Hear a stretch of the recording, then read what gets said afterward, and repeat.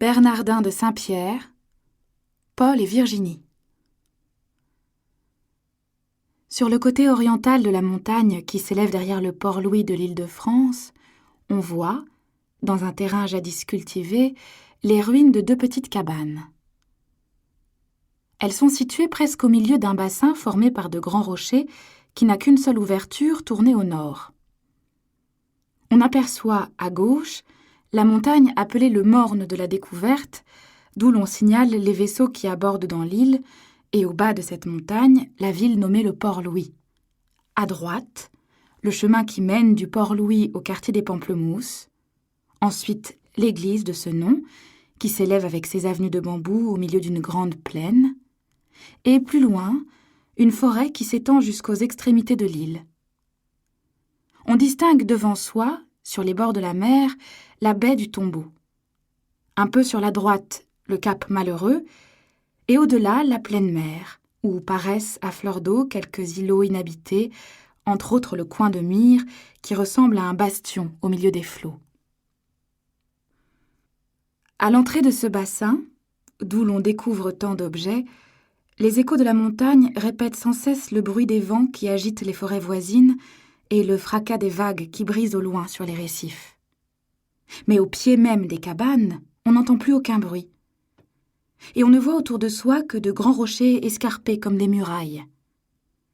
Des bouquets d'arbres croissent à leur base, dans leur fente, et jusque sur leur cime, où s'arrêtent les nuages. Les pluies que leurs pitons attirent peignent souvent les couleurs de l'arc-en-ciel sur leurs flancs verts et bruns, et entretiennent à leurs pieds les sources dont se forme la petite rivière des Lataniers.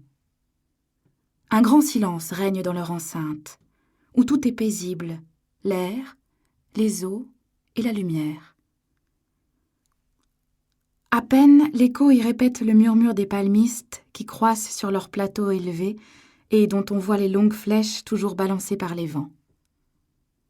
Un jour doux éclaire le fond de ce bassin, où le soleil ne luit qu'à midi, mais dès l'aurore, ses rayons en frappent le couronnement, dont les pics s'élevant au-dessus des ombres de la montagne paraissent d'or et de pourpre sur l'azur des cieux. J'aimais à me rendre dans ce lieu où l'on jouit à la fois d'une vue immense et d'une solitude profonde. Un jour que j'étais assis au pied de ces cabanes et que j'en considérais les ruines, un homme, déjà sur l'âge, vint à passer aux environs. Il était, suivant la coutume des anciens habitants, en petite veste et en longs caleçons. Il marchait nu-pieds et s'appuyait sur un bâton de bois d'ébène. Ses cheveux étaient tout blancs et sa physionomie noble et simple. Je le saluai avec respect. Il me rendit mon salut et, m'ayant considéré un moment, il s'approcha de moi et vint se reposer sur le tertre où j'étais assis. Excité par cette marque de confiance, je lui adressai la parole. « Mon père, lui dis-je, pourriez-vous m'apprendre à qui ont appartenu ces 2 cabanes ?» Il me répondit « Mon fils, ces masures et ce terrain inculte étaient habités, il y a environ 20 ans, par 2 familles qui y avaient trouvé le bonheur. Leur histoire est touchante, mais dans cette île située sur la route des Indes, quel Européen peut s'intéresser au sort de quelques particuliers obscurs, qui voudraient même y vivre heureux, mais pauvres et ignorés? Les hommes ne veulent connaître que l'histoire des grands et des rois, qui ne sert à personne. Mon père, repris-je, il est aisé de juger à votre air et à votre discours que vous avez acquis une grande expérience. Si vous en avez le temps, racontez-moi, je vous prie, ce que vous savez des anciens habitants de ce désert, et croyez que l'homme, même le plus dépravé par les préjugés du monde, aime à entendre parler du bonheur que donnent la nature et la vertu. Alors, comme quelqu'un qui cherche à se rappeler diverses circonstances, après avoir appuyé quelque temps ses mains sur son front, voici ce que le vieillard me raconta. En 1726, un jeune homme de Normandie, appelé Monsieur de la Tour, après avoir sollicité en vain du service en France et des secours dans sa famille, se détermina à venir dans cette île, pour y chercher fortune. Il avait avec lui une jeune femme qu'il aimait beaucoup et dont il était également aimé. Elle était d'une ancienne et riche maison de sa province, mais il l'avait épousée en secret et sans dot, parce que les parents de sa femme s'étaient opposés à son mariage, attendu qu'il n'était pas gentilhomme. Il la laissa au port Louis de cette île, et il s'embarqua pour Madagascar dans l'espérance d'y acheter quelques noirs et de revenir promptement ici former une habitation. Il débarqua à Madagascar vers la mauvaise saison qui commence à la mi-octobre, et peu de temps après son arrivée, il y mourut de fièvre pestilentielle qui y règne pendant 6 mois de l'année et qui empêcheront toujours les nations européennes d'y faire des établissements fixes. Les effets qu'il avait emportés avec lui furent dispersés après sa mort, comme il arrive ordinairement à ceux qui meurent hors de leur patrie. Sa femme, restée à l'Île-de-France, se trouva veuve, enceinte, et n'ayant pour tout bien au monde qu'une négresse, dans un pays où elle n'avait ni crédit ni recommandation. Ne voulant rien solliciter auprès d'aucun homme après la mort de celui qu'elle avait uniquement aimé, son malheur lui donna du courage. Elle résolut de cultiver avec son esclave un petit coin de terre afin de se procurer de quoi vivre. Dans une île presque déserte, dont le terrain était à discrétion, elle ne choisit point les cantons les plus fertiles ni les plus favorables au commerce, mais cherchant quelques gorges de montagne, quelque asile caché où elle pût vivre seule et inconnue, elle s'achemina de la ville vers ses rochers pour s'y retirer comme dans un nid. C'est un instinct commun à tous les êtres sensibles et souffrants de se réfugier dans les lieux les plus sauvages et les plus déserts, comme si des rochers étaient des remparts contre l'infortune, et comme si le calme de la nature pouvait apaiser les troubles malheureux de l'âme. Mais la Providence, qui vient à notre secours lorsque nous ne voulons que les biens nécessaires, en réservait un à Madame de la Tour que ne donnent ni les richesses ni la grandeur. C'était une amie. Dans ce lieu, depuis 1 an, demeurait une femme vive, bonne et sensible. Elle s'appelait Marguerite. Elle était née en Bretagne d'une simple famille de paysans, dont elle était chérie, et qui l'aurait rendue heureuse si elle n'avait eu la faiblesse d'ajouter foi à l'amour d'un gentilhomme de son voisinage qui lui avait promis de l'épouser. Mais celui-ci, ayant satisfait sa passion, s'éloigna d'elle et refusa même de lui assurer une subsistance pour un enfant dont il l'avait laissée enceinte. Elle s'était déterminée alors à quitter pour toujours le village où elle était née, et à aller cacher sa faute aux colonies, loin de son pays, où elle avait perdu la seule dot d'une fille pauvre et honnête, la réputation. Un vieux noir qu'elle avait acquis de quelques deniers empruntés cultivait avec elle un petit coin de ce canton. Madame de la Tour, suivie de sa négresse, trouva dans ce lieu Marguerite, qui allaitait son enfant. Elle fut charmée de rencontrer une femme dans une position qu'elle jugea semblable à la sienne. Elle lui parla en peu de mots de sa condition passée et de ses besoins présents. Marguerite, au récit de Madame de la Tour, fut émue de pitié, et voulant mériter sa confiance plutôt que son estime, elle lui avoua, sans rien lui déguiser, l'imprudence dont elle s'était rendue coupable. « Pour moi, dit-elle, j'ai mérité mon sort, mais vous, madame, vous, sage et malheureuse !» Et elle lui offrit en pleurant sa cabane et son amitié. Madame de la Tour, touchée d'un accueil si tendre, lui dit en la serrant dans ses bras « Ah, Dieu veut finir mes peines, puisqu'il vous inspire plus de bonté envers moi qui vous suis étrangère que jamais je n'en ai trouvé dans mes parents. » Je connaissais Marguerite, et quoique je demeure à 1 lieue et demie d'ici, dans les bois, derrière la montagne longue, je me regardais comme son voisin. Dans les villes d'Europe, une rue, un simple mur empêche les membres d'une même famille de se réunir pendant des années entières. Mais dans les colonies nouvelles, on considère comme ses voisins ceux dont on n'est séparé que par des bois et par des montagnes.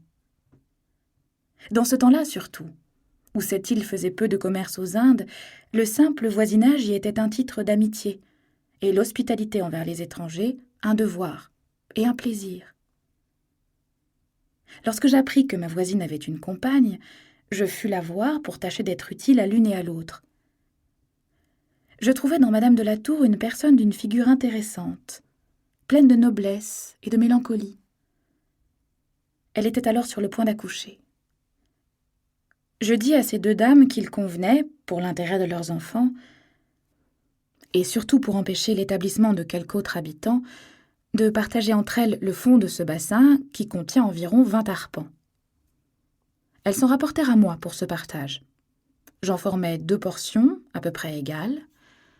L'une renfermait la partie supérieure de cette enceinte, depuis ce piton de rocher couvert de nuages, d'où sort la source de la rivière des Lataniers, jusqu'à cette ouverture escarpée que vous voyez en haut de la montagne, et qu'on appelle l'embrasure, parce qu'elle ressemble en effet à une embrasure de canon. Le fond de ce sol est si rempli de roches et de ravins qu'à peine on y peut marcher. Cependant, elle produit de grands arbres, et il est rempli de fontaines et de petits ruisseaux. Dans l'autre portion, je compris toute la partie inférieure, qui s'étend le long de la rivière des Lataniers jusqu'à l'ouverture où nous sommes, d'où cette rivière commence à couler entre 2 collines jusqu'à la mer. Vous y voyez quelques lisières de prairies et un terrain assez uni, mais qui n'est guère meilleur que l'autre, car dans la saison des pluies, il est marécageux, et dans les sécheresses, il est dur comme du plomb. Quand on y veut alors ouvrir une tranchée, on est obligé de le couper avec des haches. Après avoir fait ces 2 partages, j'engageai ces 2 dames à les tirer au sort. La partie supérieure échut à Madame de la Tour et l'inférieure à Marguerite. L'une et l'autre furent contentes de leur lot, mais elles me prièrent de ne pas séparer leur demeure, afin, me dirent-elles, que nous puissions toujours nous voir, nous parler et nous entraider. Il fallait cependant à chacune d'elles une retraite particulière. La case de Marguerite se trouvait au milieu du bassin, précisément sur les limites de son terrain. Je bâtis tout auprès, sur celui de Madame de la Tour, une autre case, en sorte que ces 2 amies étaient à la fois dans le voisinage l'une de l'autre et sur la propriété de leur famille. Moi-même, j'ai coupé des palissades dans la montagne.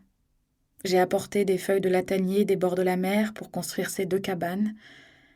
Vous ne voyez plus maintenant ni porte ni couverture. Hélas, il n'en reste encore que trop pour mon souvenir. Le temps qui détruit si rapidement les monuments des empires semble respecter dans ces déserts ceux de l'amitié pour perpétuer mes regrets jusqu'à la fin de ma vie. À peine la seconde de ces cabanes était achevée que Madame de la Tour accoucha d'une fille. J'avais été le parrain de l'enfant de Marguerite qui s'appelait Paul. Madame de la Tour me pria aussi de nommer sa fille conjointement avec son amie. Celle-ci lui donna le nom de Virginie. Elle sera vertueuse, dit-elle, et elle sera heureuse. Je n'ai connu le malheur qu'en m'écartant de la vertu. Lorsque Madame de la Tour fut relevée de ses couches, ces 2 petites habitations commencèrent à être de quelque rapport, à l'aide des soins que j'y donnais de temps en temps, mais surtout par les travaux assidus de leurs esclaves. Celui de Marguerite, appelé Domingue, était un noir yolof, encore robuste, quoique déjà sur l'âge. Il avait de l'expérience et un bon sens naturel. Il cultivait indifféremment sur les 2 habitations les terrains qui lui semblaient les plus fertiles, et il y mettait les semences qui leur convenaient le mieux. Il semait du petit mil et du maïs dans les endroits médiocres, un peu de froment dans les bonnes terres, du riz dans les fonds marécageux, et au pied des roches, des giromons, des courges et des concombres qui se plaisaient à y grimper. Il plantait dans les lieux secs des patates qui viennent très sucrées, des cotonniers sur les hauteurs, des cannes à sucre sur les terres fortes, des pieds de café sur les collines, où le grain est petit mais excellent, le long de la rivière et autour des cases, des bananiers qui donnent toute l'année de longs régimes de fruits avec un bel ombrage, et enfin quelques plantes de tabac pour charmer ses soucis et ceux de ses bonnes maîtresses. Il allait couper du bois à brûler dans la montagne et casser des roches çà et là dans les habitations pour en aplanir les chemins.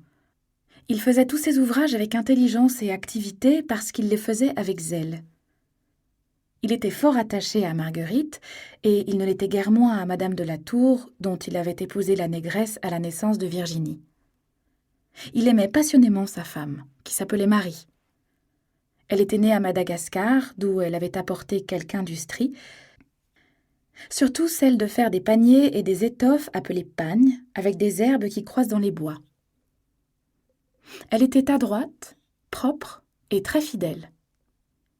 Elle avait soin de préparer à manger, d'élever quelques poules et d'aller de temps en temps vendre au port Louis le superflu de ces 2 habitations qui était bien peu considérable.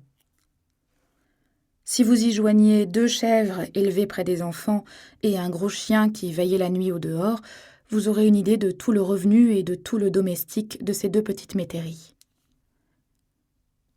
Pour ces 2 amies, elles filaient du matin au soir du coton. Ce travail suffisait à leur entretien et à celui de leur famille, mais d'ailleurs elles étaient si dépourvues de commodités étrangères qu'elles marchaient nu-pieds dans leur habitation et ne portaient de souliers que pour aller le dimanche de grand matin à la messe à l'église des Pamplemousses que vous voyez là-bas. Il y a cependant bien plus loin que Port-Louis, mais elles se rendaient rarement à la ville de peur d'y être méprisées parce qu'elles étaient vêtues de grosses toiles bleues du Bengale comme des esclaves. Après tout, la considération publique vaut-elle le bonheur domestique ? Si ces dames avaient un peu à souffrir au dehors, elles rentraient chez elles avec d'autant plus de plaisir. À peine Marie et Domingue les apercevaient de cette hauteur sur le chemin des Pamplemousses qu'ils accouraient jusqu'au bas de la montagne pour les aider à la remonter. Elles lisaient dans les yeux de leurs esclaves la joie qu'ils avaient de les revoir.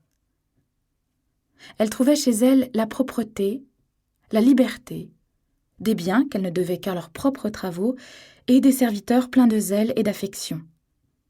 Elles-mêmes, unies par les mêmes besoins, ayant éprouvé des maux presque semblables, se donnant les doux noms d'amies, de compagnes et de sœurs, n'avaient qu'une volonté, qu'un intérêt, qu'une table. Tout entre elles était commun. Seulement si d'anciens feux plus vifs que ceux de l'amitié se réveillaient dans leur âme, une religion pure, aidée par des mœurs chastes, les dirigeait vers une autre vie, comme la flamme qui s'envole vers le ciel lorsqu'elle n'a plus d'aliments sur la terre. Les devoirs de la nature ajoutaient encore au bonheur de leur société. Leur amitié mutuelle redoublait à la vue de leurs enfants, fruit d'un amour également infortuné. Elles prenaient plaisir à les mettre ensemble dans le même bain et à les coucher dans le même berceau. Souvent, elles les changeaient de lait. « Mon amie, disait Madame de la Tour, chacune de nous aura 2 enfants et chacun de nos enfants aura 2 mères. » Comme 2 bourgeons qui restent sur 2 arbres de la même espèce, dont la tempête a brisé toutes les branches, viennent à produire des fruits plus doux, si chacun d'eux, détaché du tronc maternel, est greffé sur le tronc voisin, ainsi ces 2 petits-enfants, privés de tous leurs parents, se remplissaient de sentiments plus tendres que ceux de fils et de filles, de frères et de sœurs, quand ils venaient à être changés de mamelles par les 2 amies qui leur avaient donné le jour. Déjà leur mère parlait de leur mariage sur leur berceau, et cette perspective de félicité conjugale, dont elles charmaient leur propre peine, finissait bien souvent par les faire pleurer. L'une se rappelant que ces maux étaient venus d'avoir négligé l'hymen et l'autre d'en avoir subi les lois, l'une de s'être élevée au-dessus de sa condition et l'autre d'en être descendue. Mais elles se consolaient en pensant qu'un jour leurs enfants, plus heureux, jouiraient à la fois, loin des cruels préjugés de l'Europe, des plaisirs de l'amour et du bonheur de l'égalité. Rien, en effet, n'était comparable à l'attachement qu'ils se témoignaient déjà. Si Paul venait à se plaindre, on lui montrait Virginie. À sa vue, il souriait et s'apaisait. Si Virginie souffrait, on en était averti par les cris de Paul, mais cette aimable fille dissimulait aussitôt son mal pour qu'il ne souffrît pas de sa douleur. Je n'arrivai point de fois ici que je ne les visse tous 2 tout nus, suivant la coutume du pays, pouvant à peine marcher, se tenant ensemble par les mains et sous les bras, comme on représente la constellation des Gémeaux. La nuit même ne pouvait pas les séparer. Elle les surprenait souvent couchés dans le même berceau, joue contre joue, poitrine contre poitrine, les mains passées mutuellement autour de leur cou et endormis dans les bras l'un de l'autre. Lorsqu'ils surent parler, les premiers noms qu'ils apprirent à se donner furent ceux de frères et de sœurs. L'enfance, qui connaît des caresses plus tendres, ne connaît point de plus doux noms.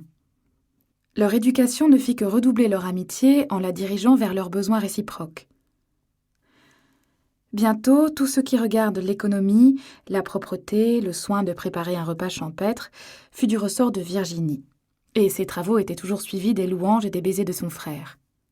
Pour lui, sans cesse en action, il bêchait le jardin avec Domingue, ou, une petite hache à la main, il le suivait dans les bois, et si dans ses courses une belle fleur, un bon fruit, ou un nid d'oiseaux se présentait à lui, eussent-ils été en haut d'un arbre, il l'escaladait pour les apporter à sa sœur.